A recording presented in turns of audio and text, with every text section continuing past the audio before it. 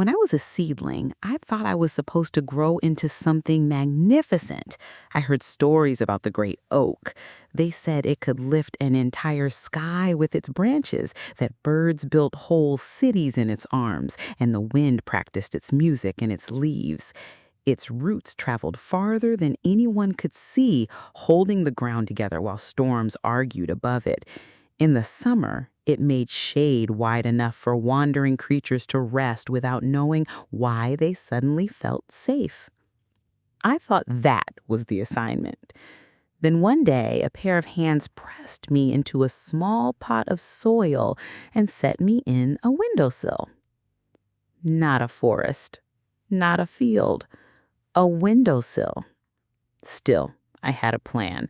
I would rise above the others, become enormous, a proper tree.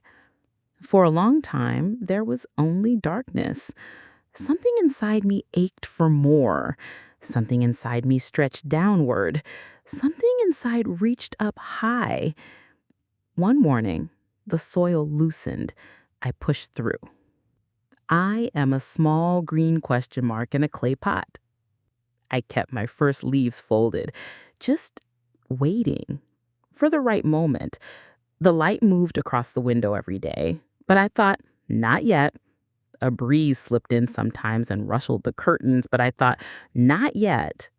Other plants opened themselves immediately, but I thought, not yet. I wanted my beginning to be impressive.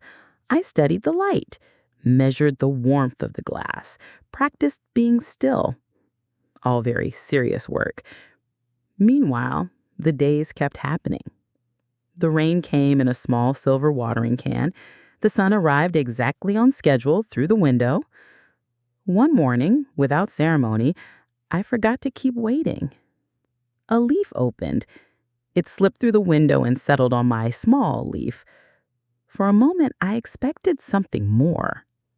Trumpets, a bird, a monarch. But the room stayed exactly the same. And I began to notice how I could drink the light, how the water climbed patiently through my stem, how the air moved through my leaves and made them tremble enough to feel alive. I noticed the wild work of roots, the way a new leaf begins as nothing more than a thought. I noticed that the window was wide enough for the sun, the pot was deep enough for my roots, and the light seemed perfectly content to land exactly where I was. Which is when it occurred to me, I am not a tree. I am a plant, a beautiful, cared for, loved plant. And I reveled in the magnificence in being who I am and growing from where I'm planted. I am a plant. Wow. Cool.